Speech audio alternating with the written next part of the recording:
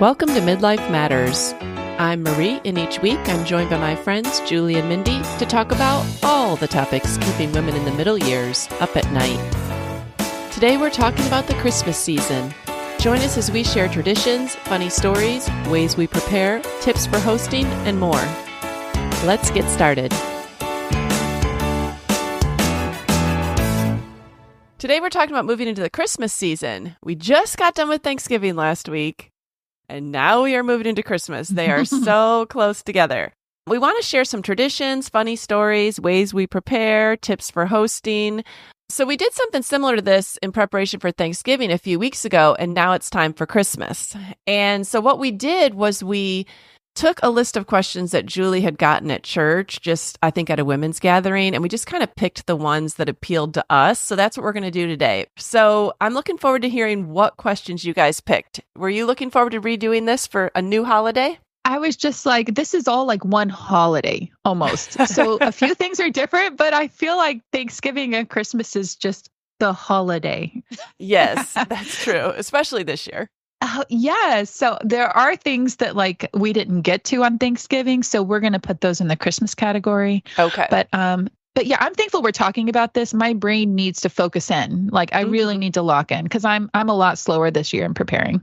Yeah, I feel like more than ever before, Thanksgiving, Christmas, it all just has been lumped together. And I've always tried to keep it very separate, but this year, no. I mean, I was decorated for Christmas before my birthday, which was a week before Thanksgiving. Like it was all out of order. Right. Yeah.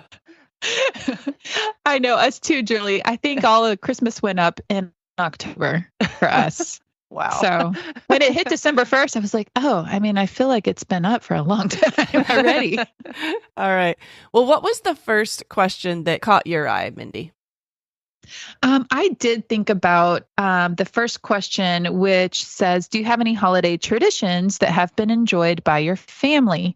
Something that we love to do here in LaGrange is go ice skating kind of once a season. Usually that happens, I think, over the Thanksgiving break, but there just was too much going on. And so I was asking my college age son, the freshman and college age son, like, what are some things you want to do when you come home? Because he only had a week and a half at school, you guys, between his Thanksgiving break and his Christmas break. It's ridiculous. He literally drove back for a week and a half. Sure. But ice skating at Sweetland was the first thing on his list. And it's an outdoor amphitheater that has outdoor concerts during the summer. And in the winter, they make it a little ice skating rink and they'll play movies and things like that on the big screen out there. It's just a lot of fun. It's a sweet place to go. So definitely going ice skating. And then something else that we always do in the holiday season is the kids draw names for one another. That's something that we started probably 3 years ago that we will pretty much always do. They really enjoy it. They prompted it over Thanksgiving, wanting to go ahead and draw names. And so they're already shopping for one another. And I'm thankful because they're all broke, some more than others. It's just really, really good, to go ahead and get that started. So, Right.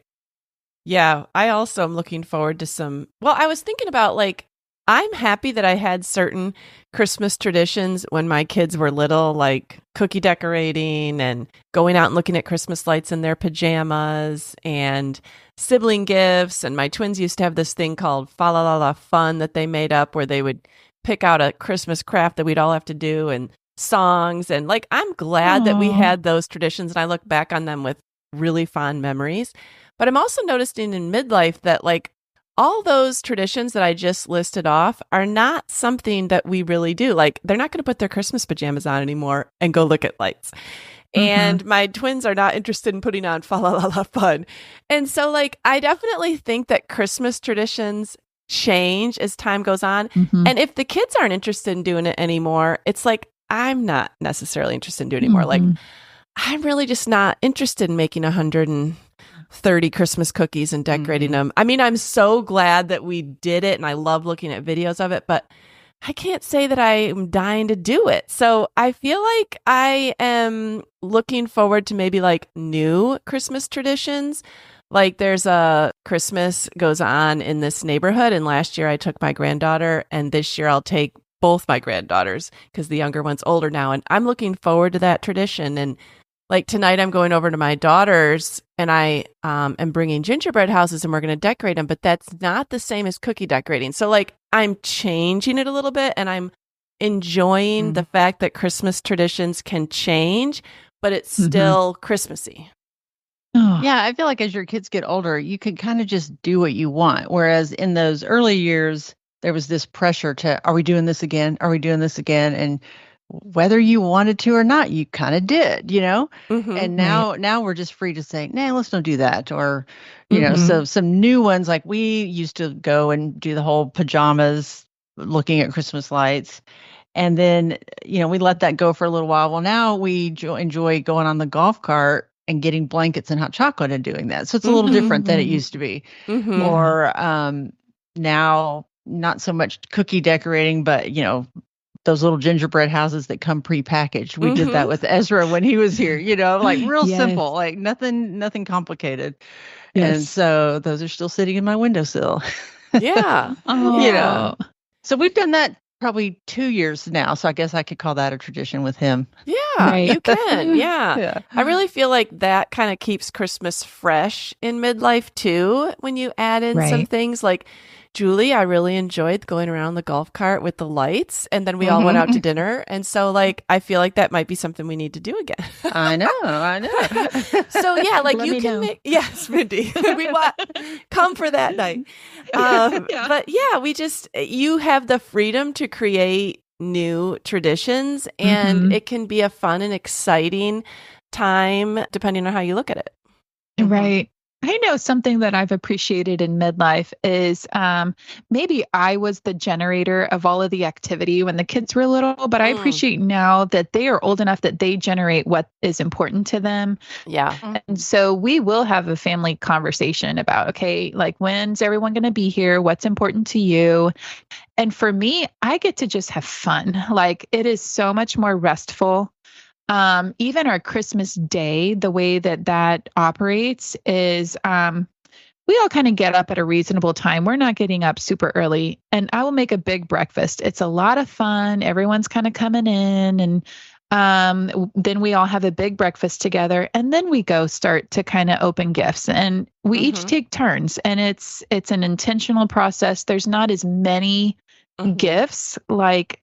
and for some reason, a tradition that the kids have started is we're watching each person kind of open their gift, especially when it comes to like the sibling gifts and stuff.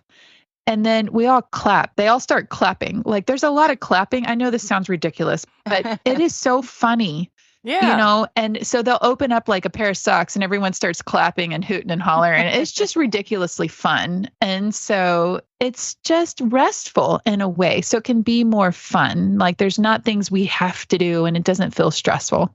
Yeah, I think that's the key is just that you can just pick and choose. Like I know I always had to go to the Franklin Christmas Parade and I always had to go to Dickens Christmas. I just love those. And this year I'm thinking, I don't know. I mean, I don't know if I want to go. I don't have to go, you know? Right. And I asked the kids, you know, which one do you want to, you know, do you want to go to one of those? And they're like, yeah, let's, you know, so it's just kind of just whatever you want to do. Right. Way less pressure. Yes. Yes, for sure. All right, Julie, what was the question that stuck out to you that you want to talk about first?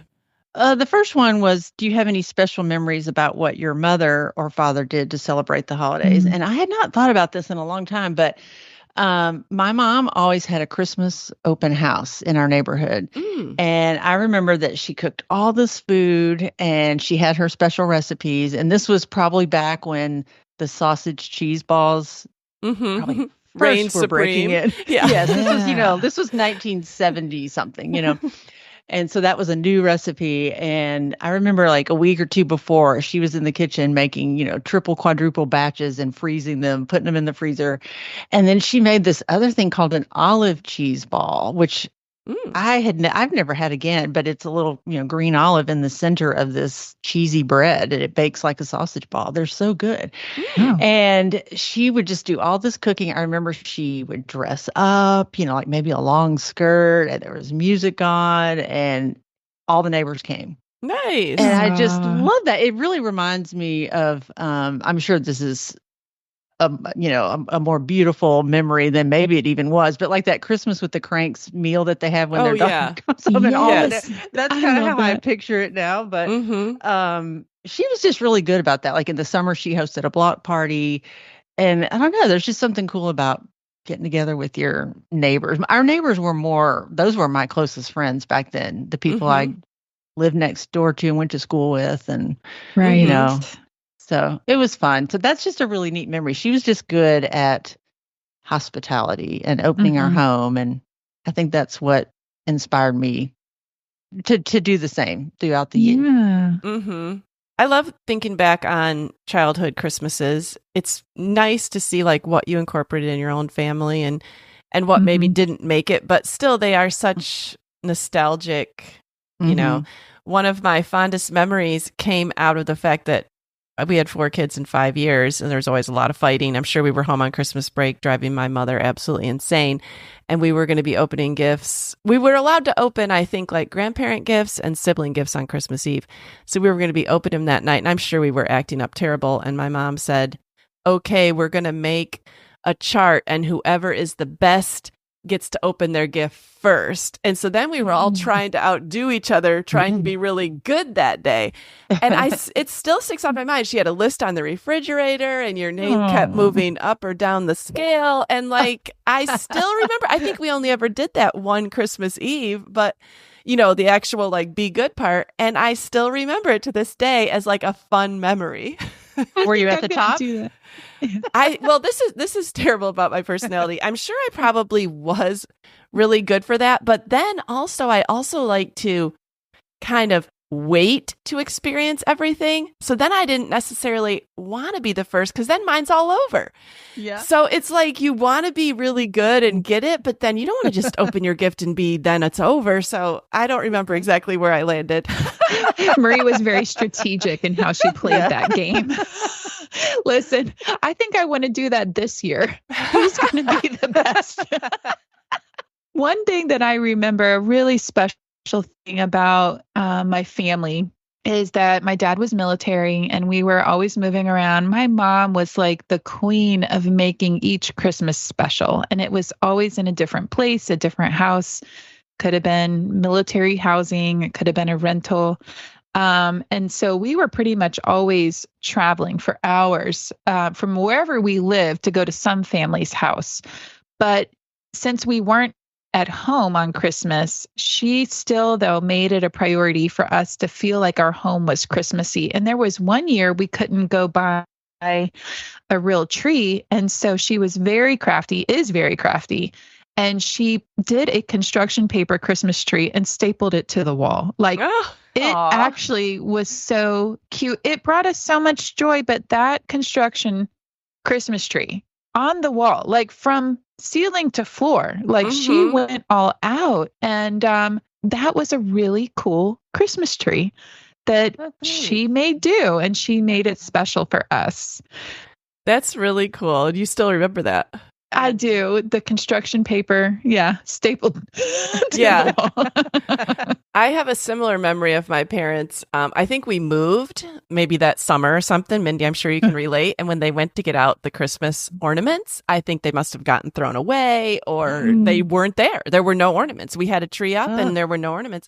And my parents did not have extra money, and there was no extra money to go out and buy ornaments. So I remember my mother like racking her brain. And so that year we made those paper chains out of construction paper and we hung the Christmas cards on the tree. And I still remember that as a very special Christmas. And that was a make do type situation, but it's a fond memory for me. This is all sounding very Walton-ish. The Walton. It is. The house special. The very orangey Christmas. Yes. Orange. Okay, so a question that stuck out to me was, is there a special heirloom or funny decoration you display for the holidays? So I do have several things that I display for the holiday that have been kind of passed down. The first item that was actually funny was when I was about 7, my aunt gave me a stuffed elf. My mom would always put it out at Christmas, and then she gave it to me when I got married, and so I always put it out at Christmas. And my first 3 kids never paid that much attention to it. I'm sure they noticed it. But my youngest 2, the twins, when they were in kindergarten, that's when Elf on the Shelf got big. they must have been doing it in their kindergarten class. And I think they wanted to believe in the elf on the shelf so bad that when they came home, they're like, that's our elf on the shelf. And so then I had to kind of start making that elf move around, and it became the elf on the shelf. Like we never like bought the one from the book because we had this one, and they just kind of attached themselves to it and told me what I was supposed to be doing with it. And we had so much fun with that until they outgrew it. But I was sharing this with my daughter-in-law this Thanksgiving weekend when she was here. So my mom was always very crafty, and she made a paper. I feel like it might have been kind of like paper mache or some kind of crafted Santa. And then it had like fur for the beard. And it was kind of elaborate and real cute. And she gave it to Steve, my husband's mom, when we were dating as like a Christmas gift. Maybe we went over there for dinner. Like, I don't know what it was for. But then a few years ago, my mother-in-law came over. She goes, hey, I found this that your mom gave me. Do you want it? And it has my mom's name signed under it and the date. And now I display it. And so I just thought it was so funny that like 25 years later, it came back around to me. My mom had forgot she'd even made it. And now I put that out every year. I also put out these little Christmas wooden houses that my mom painted when I was little. And they're always special because I remember her painting them at the kitchen table. I remember being in awe that she could make it look cute. And so I still have those. And then another thing is my grandmother, she always loved the song Holly Jolly Christmas. And I don't know if she bought these and gave it to me or if my mom bought them after she died, but I have a Holly Jolly Christmas pillow. And I do not like big seasonal decorations. Like, I don't want to store them. What am I going to do with a pillow? But I put that out every year because it reminds me of my grandmother. And I do actually save it. And it's out right now. So I do think it's fun. And even like Christmas ornaments, I love getting them out. Like I try to buy one in the special places we've gone or the ones the kids have made or ones we bought on a family vacation. And I find, or some that Julie has made me over the years, like I find it really special to get those out every year. I enjoy those memories. Yeah, I do too. I love that we bought ornaments for our kids, every year that when they were little, up until probably 18. The intention was that they would go with them, but I don't think anybody really wanted them. So they are still at our house. So this year it was kind of cool because all three of the kids were here for the tree decorating. So they all just put their ornaments on. And it was fun to talk about each one. Like, how many Barbies do I have? Molly would say, or I've got 3 horses, or, and then to remember the phase they were in that prompted that ornament, like got a guitar or there was a tractor because they loved tractors when they were 2 or whatever, Yeah. And then I also have a smaller second tree that I keep in my entry hall, and I usually buy an ornament from travel. So I call that my travel tree now. So that's one of my favorites because it's all ornaments from really all over the world, places we've been. And I just love looking at those and remembering really each and every trip. Right. But one of my favorite things that I put out every year is my little Mr. and Mrs. Claus salt and pepper shakers.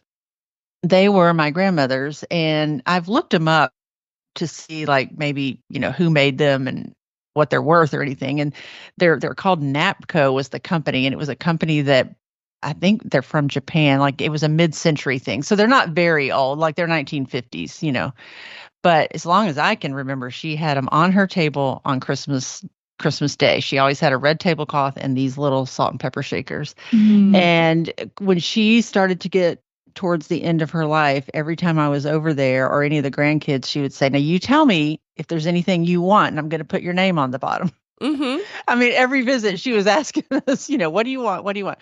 And that was really, I knew right away, I want those salt and pepper shakers. And, when she passed away, well, I was married and Andrew was on the way. So I knew enough about home decor and like what I wanted for my home. So I was glad I wasn't just a teenager and didn't care about any of that stuff. Cause I really just cherish those little salt and pepper shakers. They're so cute. So they're on my table right now. That's special. My goodness. It's like generational memories. Yes. And that leads right into the question I was going to say I focused on next. And it was, do you remember anything special about your grandparents or great-grandparents and the way they celebrated holidays? So I already mentioned my family was military, but when we would go to my grandparents in Columbus, they still live in a small home there. And the family got really big really fast. And so we would all be sleeping, camping out basically on any surface that was available almost. Like when my mom and her sisters, they've got all their kids there. And there was, I just remember how fun the chaos was. Now, had I been one of the adults, it would have driven me batty. So we would all converge on my Mima and Papa's house. There was always a lot of food, a lot of fun.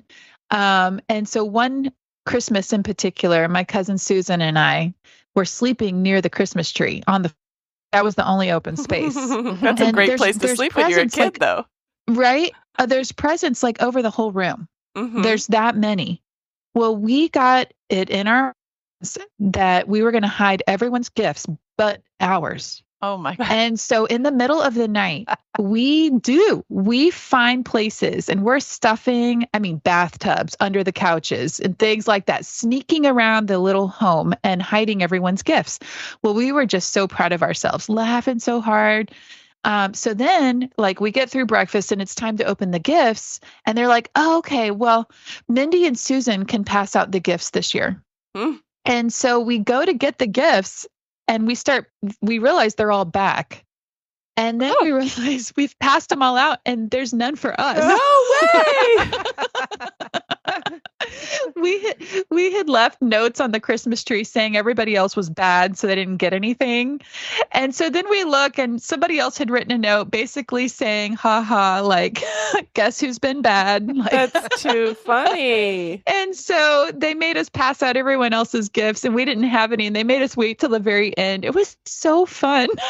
Oh my But goodness. we all still talk about that. Just the mass chaos of Mima and Papa's house and everything, all the cousins. Yeah. It's funny how it's such a different perspective from the kids' perspective. Oh yeah. Now I'm like, I wonder how much I would enjoy that. Because I had a similar memory. Like one of the Christmases that stands out the most to me was I was probably 10.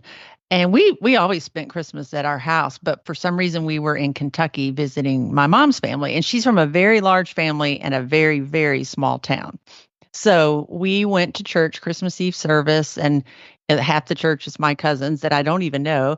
And so that was cool. And then my other cousins from Indiana were there. And we went to this Christmas Eve service and we walked out and it was snowing. And then we could even walk to their houses, because this is a tiny little town. And that was just a very Norman Rockwell kind of memory for me. And then I remember we would stay at my mom's sister's house and she had this attic bedroom.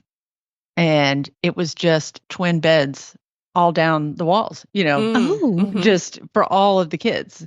And that was just, especially being an only child, that was very magical for me because one set of cousins, there were 4 of them, and then 3 of another, and then 2 of another, and then me, so, and we were all about the same age. So it was just so fun. That would be fun. But I'm sure their house wasn't that big. I remember it being enormous, and then I've gone back to see it, and it was tiny. Yeah. So the adults might have not been having as much fun as we did, but right. Yeah. The question I chose next was which Christmas stands out to you most in your memory? And there's a lot of Christmases, but I think probably the most unique Christmas that stands out in my memory was when I was about 5, my whole family moved to California.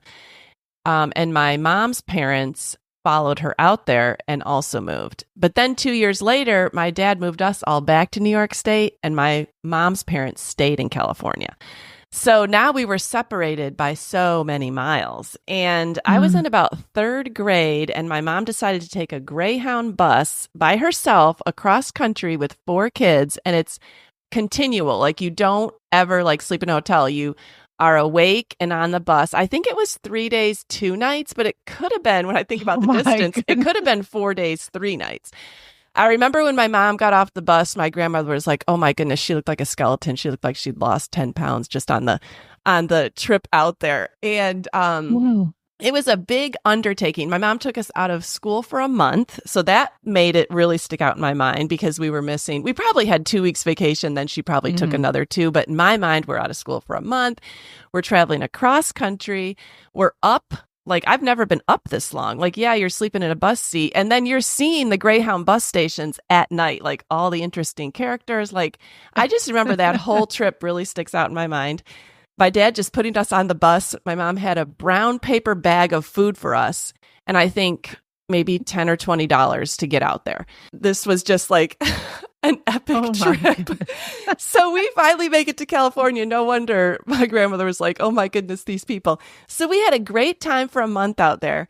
We celebrated Christmas, so that was exciting. We got a Christmas out there. Then we make the Greyhound trip back, and my dad picks us up in Buffalo, and I think we went immediately to my grandparents' house in Buffalo and had a Christmas there.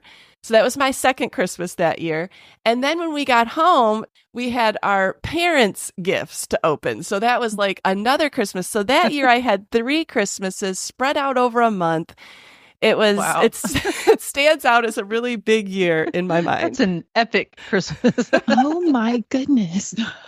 I cannot imagine taking kids on a bus. No. I remember my mom didn't have much money, and a lady, I'll never forget, she bought us all breakfast. She was like, because we just had like granola bars. I mean, there was no like cooler packs. Like, it was granola bars, some crackers and cheese, and some other stuff that she had in the paper bag. I mean, it was, you could write a book about that trip. No kidding. What an adventure. Yeah, but it sticks out in my mind as fun. It's like one of those things where I'm sure that was absolute misery for my mom, but it's not a bad memory for me. Just like, you know, sleeping right underneath the Christmas tree is magical for you, Mindy, but you don't think about how the adults were probably all shoved in all the different bedrooms. And Yes. Or that they had to go find every single gift that you put away. Oh, yes. Yeah. Wow. So what was the next question that you had, Julie? One question I really appreciated was, is there a way you find time to be alone during the holiday season to reflect or just spend time with the Lord? Well, being alone is not an issue for me anymore, but I do really love to observe Advent. And I've mentioned a couple of different books that I've used over the years. One of them is called Shadow and Light by Tish Oxenreider. And that's a really good one if you have little kids, or maybe you're working and you just need kind of something short and sweet in the morning. But my all-time favorite is a little booklet. It almost looks like a periodical, like it's just a little, like on magazine paper. And I've had it for years. And when I moved, I thought I'd lost it. And I went into this like deep panic state because it's so old. I didn't know if I could buy it again, but I've actually found it again. And it's called The Grand Miracle, and it's based on C.S. Lewis writings. And actually, he called the Incarnation the Grand Miracle. That's why it's called that. But it's got a collection of writings from Lewis, Tolkien, George MacDonald, Chesterton, and others. And I don't know, for me, I just think Christmas, and I know for a lot of people, Christmas can be a time of complicated emotions. Like, as wonderful as it is, if you're in a difficulty or you're in some deep grief from loss or financial concerns or depression, those can all become magnified at Christmas. You know, the loss seems greater. So I just think taking time to prepare and slow down, and, you know, that's what Jesus taught us to do. Like, he loved people, he loved being with people, but if you notice, he was always stealing away to be by himself, to be with God. And I just feel like that is a special part of my Christmas preparation. And, you know, just realizing that he did come as a man to be with us, and he's still here with us, present. And when I show up, he meets me there. And I just love that. So, I in fact, I'm going to mention the book later in my I'm a Fan, so I can share with people how to get that book.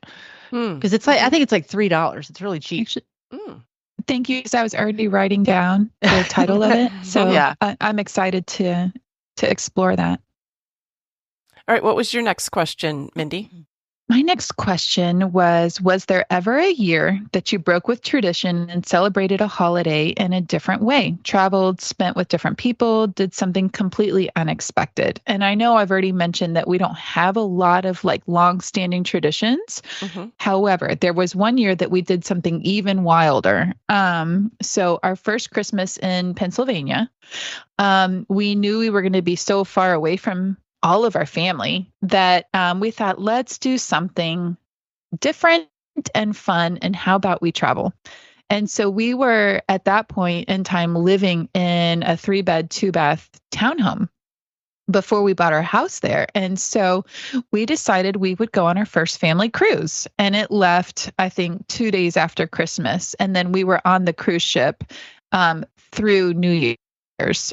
Mm-hmm. And so we basically took a cruise. We took a Royal Caribbean cruise out of Baltimore, Maryland.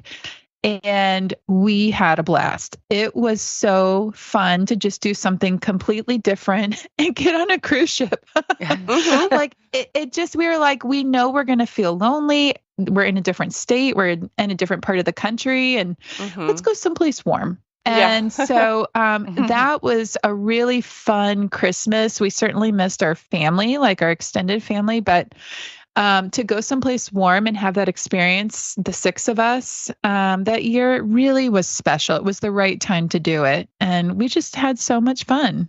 Yeah, I love how you took like what could have been kind of a bummer of a Christmas in your mind and decided to make it one of your more fun memories.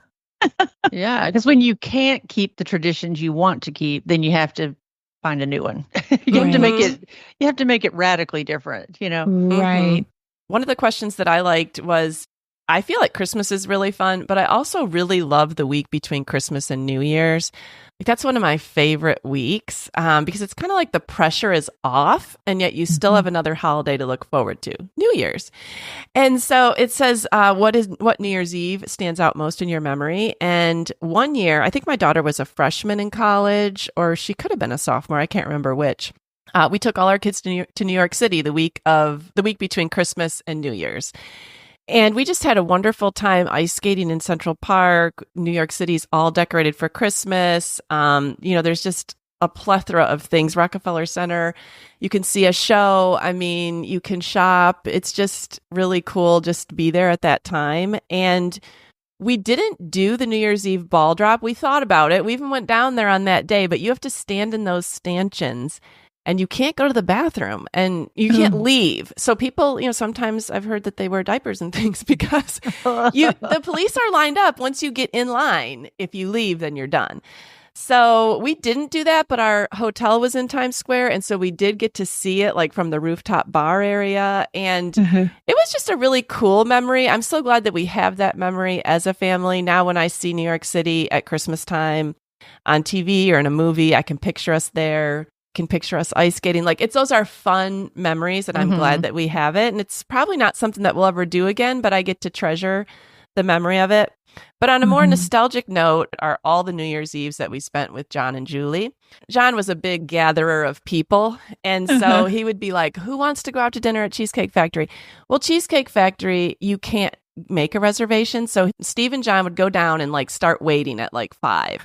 And we'd try to get a table for like, sometimes I think like up to 15 or 16 people, because you bring your kids and, they would hold the table for everybody. Then, by the time you all order, get all your food, like that's a fun, long evening. And then inevitably someone would say like, okay, well, who wants to have everybody back, to actually do the countdown? And, so then we would do that. And one of my favorite ones is we were sitting around all playing cards, and then in the other room you could hear the kids playing Guitar Hero.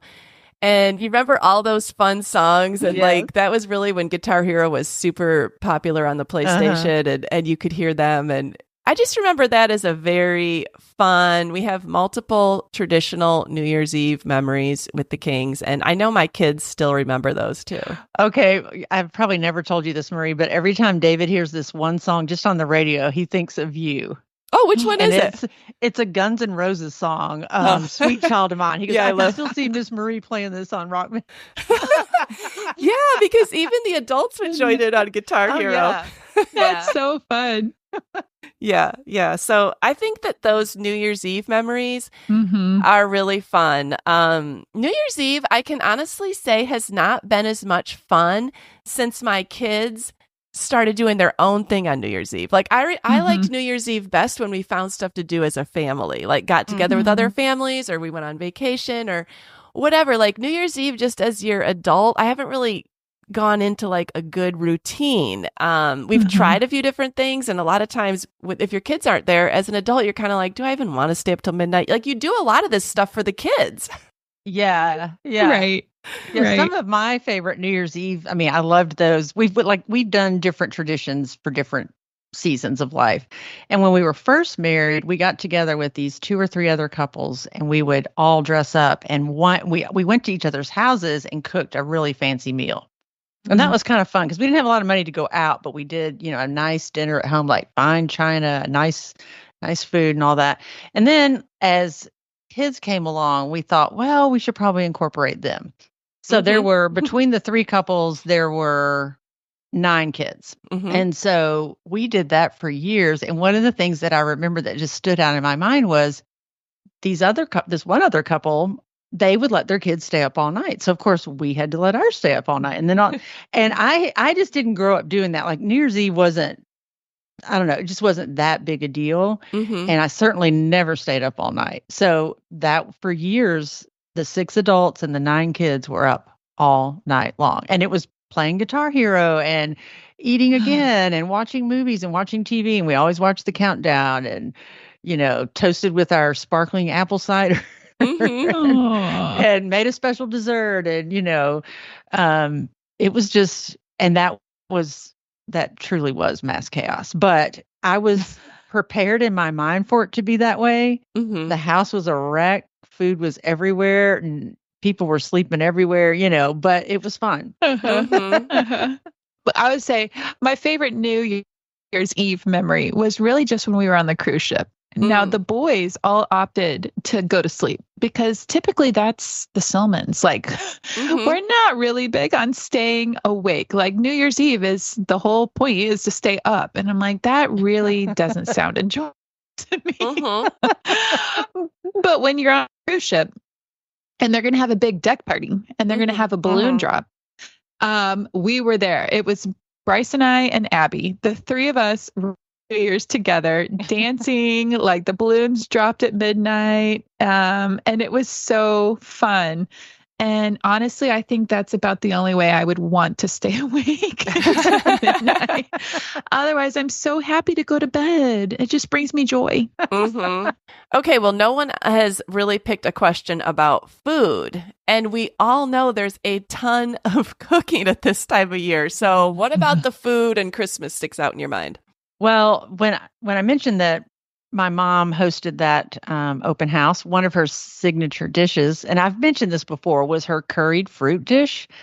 And it sounds really weird because it's a warm baked fruit, but it's like peaches and pears and pineapple and Bing cherries in this buttery brown sugar curry sauce. I mean, it is really, really good. Sounds delicious. Oh, it is so good. And it's really pretty. The cherries with the red, and that was just my mom's specialty. And so Christmas Eve, she would cook just ham and biscuit, like little sandwiches with this curried fruit and cheese grits. And I've done that for years, but I don't know. I don't have to do that. I change it up, but I do love the curried fruit. And for some reason, it only seems like you should eat it at Christmas to me. Yeah. Right. I don't make it any other time of the year. Right. Okay. Yeah. We kind of have a fancier meal on Christmas Eve. And I'll give a shout out to my son because I love that he's gotten old enough to cook and he loves to cook. So he just made a fantastic Thanksgiving turkey. And then the past few Christmas Eves, he's made us a fantastic Christmas Eve dinner. And I just love that, I'm helping, but the actual fantasticness of it does not rely on me. So fabulous. We're always very complimentary and we love that he's done it. And it's a real treat, on Christmas Eve for him to make our dinner. Another thing, on Christmas Day, we usually have more fun foods. And last year my mom wanted to do a potato bar. And so I guess we had to make a charcuterie board. Everybody had to bring a charcuterie board, and my twins decided to do a baked potato charcuterie board. That's what it was. And so they did all these toppings, and we had to bake the potatoes, and it turned out really great. I just am not really into cooking, and so I love it that my kids are getting old enough to say, let's make this special dish, or we can make it special this way. And it's another thing for me to mentally offload I hear you on that. Absolutely. I mean, even Thanksgiving, my son-in-law, Joey, is the one making the turkey. And I'm so thankful I can just be in charge of sides and desserts. And so the main meal that we have that I mentioned, the big breakfast on Christmas morning, is really more kind of a brunch situation, I guess. But I make French toast. And so maybe I make French toast one other time a year, but very much that's kind of happened the last few years. And I feel like that's become our tradition, is that I'm definitely going to make like 2 loaves of bread, French toast, like stacks and stacks of French toast. Yeah. And then we'll have scrambled eggs and someone will make bacon. And it's really just everyone gets to decide what they want to have and they can help make the meal. But I'm on the French toast. All right. I haven't made French toast in years, but it really is delicious.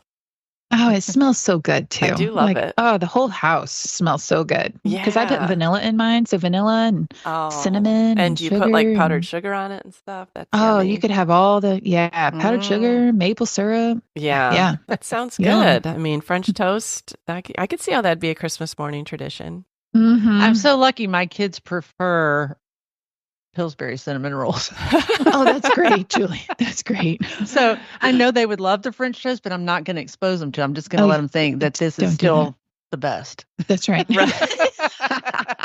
Ignorance is bliss. Yes. Yeah. Julie, there was another question here about music. I know you had something to share about music. Before you share your music story, I just wanted to share that in recent years, my parents have been taking guitar lessons, or they're trying to teach themselves the guitar. And so my brother's also trying to teach himself the guitar. And so one year we said, how about we do, I don't remember what we called it. I don't think it was Christmas caroling, but basically they were going to learn Christmas carols. We were going to all get together after Christmas as like a big extended family and sing to their guitar playing. And it's been really fun to like see how they've improved over the course of the years, because like the first year, it was kind of slow and you had to give a lot of grace. And then, they've gotten better.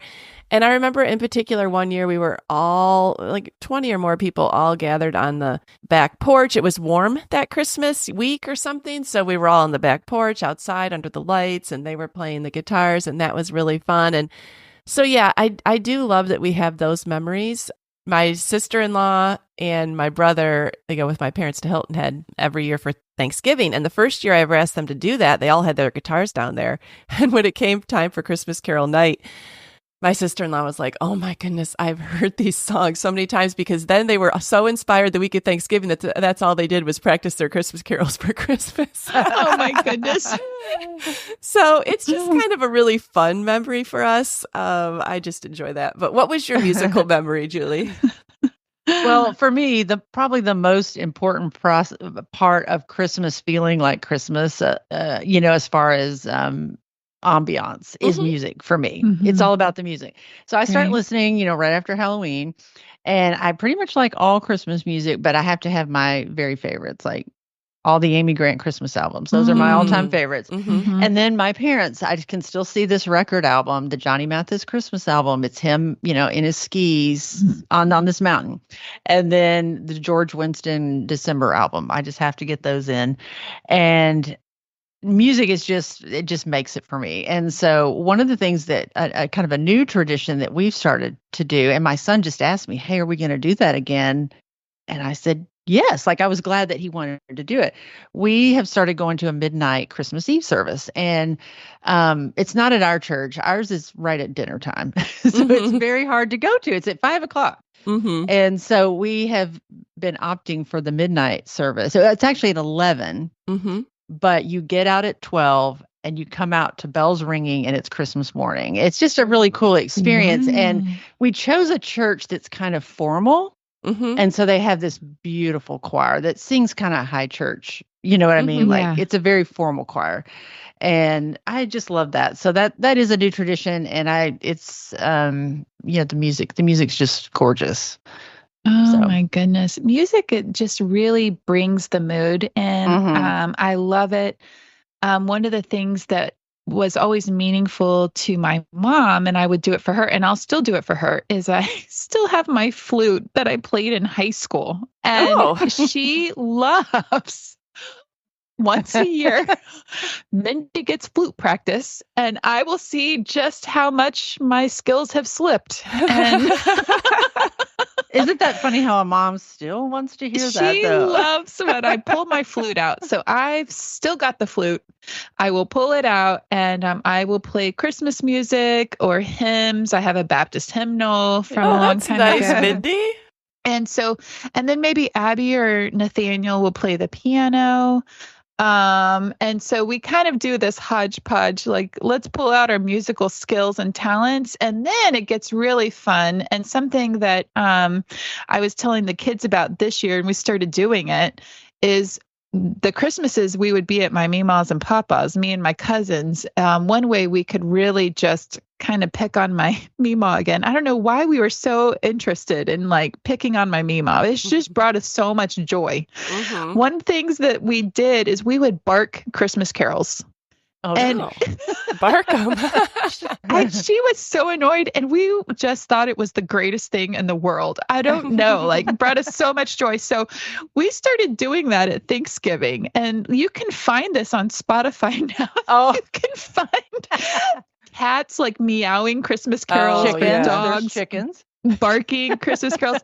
This has brought so much joy to do that. I don't know why, but I love having fun. So I love all the nostalgic, beautiful Christmas music. And then I love the barking and the meowing and the, all the silly. It's funny how when you said that, my mom likes for me to play the piano. Like, Julie, can you play us some Christmas carols? It's like, okay. Yes, Mom. So I do start working on them and practicing them. And so kind of one tradition that I've done is Christmas morning, just before everybody's up. I kind of wake everybody up to Christmas music on the piano. That's nice. And I Yeah. still have all my old books from, 1975, 80. Right, Yeah. right. And it is kind of fun. I feel like I've got a one year I remember working on a piece that was really difficult, like a solo piece. And I think I practiced it from September on. Oh, Right. Never got it quite perfect, but I need to practice from January on. Right. well, I bet if you surveyed people or if there was like a study, people wish they played an instrument the most at Christmas time. So it's good that you could at least play your Christmas carols on the flute and the piano. Right. Yeah, that's awesome. All right. Well, I love that we are excited for Christmas. I know that when we do these things and we start thinking about the traditions, it's like, oh, yeah, I want to do that. And oh, yeah, I forgot about that one. And I think that it's such a fun time of year to look forward to. And I'm so glad that we got to talk about this. Listeners, we would love to hear from you. We'd love to hear your traditions. We'd love to hear things that maybe have changed for you in midlife. You can find us on Instagram at Midlife Matters Podcast, or you can email us at midlifematterspodcast@gmail.com. But before we go, we want to do I'm a Fan. All right, Mindy, what are you a fan of this week? I'm a fan of another pair of leggings because you cannot have enough leggings to get you through all the holiday seasons. Okay. So the last time I was a fan of Athleta Salutation Stash leggings, and that's for my heavier workouts. Okay. This week, I'm still a fan of Athleta, but a different kind of legging. This is the legging for all of your life. This is shopping, resting, cooking, sleeping. They are a really nice, matte, solid, like if you have black, they are black. Okay. But you don't feel so constricted that you can't like rest in them. You can wear these all day. So the name is Elation Ultra High Rise 7/8 legging. So these I wear to do everything in. They are comfortable. They look good. It's literally the legging for everything. So nice. Yeah. They have been running sales, so that's why I'm checking out Athleta things, and I'm just liking more and more and more. So okay, I just discovered that Cool Springs has an Athleta store. What? I'm sure I've passed it many times, but I should probably just go into the store because then I could try things on. Yeah. Yeah. Yes, I really am a huge fan of Athleta. Okay. Yeah. Sounds good. All right, Julie, what are you a fan of this week? Well, I'll just make I'm a fan, the book I talked about called The Mhm. Grand Miracle, Daily Reflections for the Season of Advent. And I actually found it, and it's $2.50. So, Okay. Yeah. Wow. it's a 64-page booklet. So it's, nothing fancy, but it has some pretty artwork and a daily reflection and a scripture. So That would be a great thing to bring, like, how sometimes this time of year you have to do like a favorite things party and you have to bring multiple of them. I mean, that little booklet's so inexpensive, but so meaningful. yeah, I did think about I should just order a bunch to have on hand, to pass out to people and stuff. Yeah. Yeah. So that's great. All right. I'm a fan this week of Hobby Lobby. I think a couple episodes ago I said that I had gone back to Kirkland's for something, and I went into Hobby Lobby for this Christmas season. And I really don't go in there much, but I just needed some garland, and I just found so many things. They just have a plethora of Christmas decorations, and they're always all 50% off. I got some really pretty garlands, and they were like, I think regular $10. They were like beaded garlands. I think they were $10 and they were half off. And so I just bought all that was left on the shelf because I thought, I think there were only 9 of them, but I was like, okay, I can definitely use these. Like, just inexpensive things that you can put out year after year. Sometimes in midlife, you just need a refresh of your Christmas decorations, or you're just tired of looking at them, or I think I more like to decorate for winter. So I don't want to have to just take it all down. I'd like to be able to leave it up at least through the end of January, maybe even the first part of February. So I get more time with it. So I would just recommend that if you haven't been in Hobby Lobby lately, that you give them a little try. Yeah, they always have such good stuff. I did go in there probably before Thanksgiving, and it almost looked like the day after Christmas. So hopefully they've restocked. Right. Yeah. Like it was a lot was already going. Ours is, I never go in there and it's not busy. I mean, the lines are always into the aisles. So Right. it always looks like the day after Thanksgiving. Right. So bring a book or something to do while you wait in line. Seriously. All right, Julie and Mindy, I look forward to hearing about your Christmases as we go on this month, and we will talk to you next week. All right. Sounds great. Okay, bye. We're so happy you joined us today. You can find the show notes for this episode at midlifematterspodcast.com. Also, please tell a friend about the show and help them hit the free subscribe button on their favorite podcast app. Be sure to follow us on Instagram at Midlife Matters Podcast. That's where we post pictures and stories about all the things we talk about in each episode. Thanks for listening, and we'll see you next week.